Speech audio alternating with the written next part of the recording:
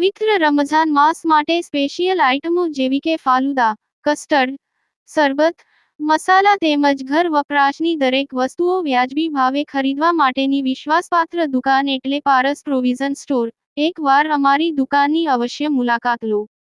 પારસ provision store, Bhatt market, મુખ્ય બજાર, પાલેજ, જિલ્લો ભરૂચ. અંકલેશ્વર તાલુકાના દીવી ખાતે સર્વધર્મ સર્વ જ્ઞાતિના યુવક યુવતીઓનો સમૂહ લગ્નોત્સવ સમારોહ યોજાયો. 51 યુગલોએ સાંસારિક જીવનનો પ્રારંભ કર્યો. કોમી એકતાની જ્યોત પ્રજ્વલિત થઈ.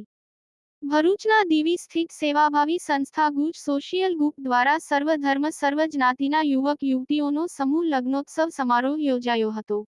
આયોજિત સમૂહ લગ્નોત્સવ સમારોહમાં 51 યુગલોએ સાંસારિક જીવનનો પ્રારંભ કર્યો હતો. એક જ શામિયાણા નીચે જ્યારે હિન્દુ સમાજના યુવક યુવતીઓ પોતાના ધર્મના રીત રિવાજ મુજબ લગ્નના બંધનમાં જોડાયા ત્યારે દીવીની ધરતી પર કોમી એકતાની જ્યોત પ્રજ્વલિત થઈ ઉઠી હતી. આજના મોંઘવારીના યુગમાં ગરીબ પરિવારોના દીકરા દીકરીઓના ઘર સંસાર માંડવાના સપનાઓ પરિપૂર્ણ થતા નથી.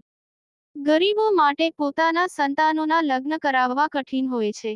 નાણાં અને સંસાધનથી લાચાર દરેક ધર્મના ગરીબો સંતાનોના લગ્ન કરાવી શકતા નથી. જેનું કોઈ નથી તેનો ઈશ્વર છે. આ સૂત્રને સાર્થક સાબિત કરે છે માનવતા. જે ધર્મથી પર રહી માનવતાનો પર્યાય બની ગરીબોના ઘરમાં ખુશી અને સહારો બને છે. જીવનનો બીજો તબક્કો એટલે ઘર સંસાર. ભારતભરમાં સેવાભાવી સંસ્થાઓ દ્વારા સેવાકીય કાર્ય કરવામાં આવતા હોય છે. ભૂખ્યાને ભોજન, ભટકતાને આશરો અને ગરીબ પરિવારોના લગ્ન કરાવી આપતી અનેક સંસ્થાઓ કાર્યરત છે. આ જ પંક્તિમાં એક ટ્રસ્ટ છે જે વર્ષોથી ગરીબ પરિવારોના લગ્ન સંસારનું માધ્યમ બને છે.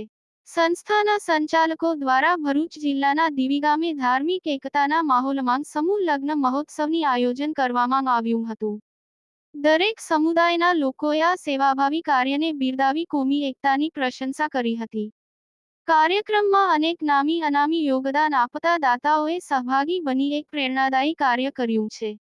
યાકુબ પટેલ, ભરૂચ.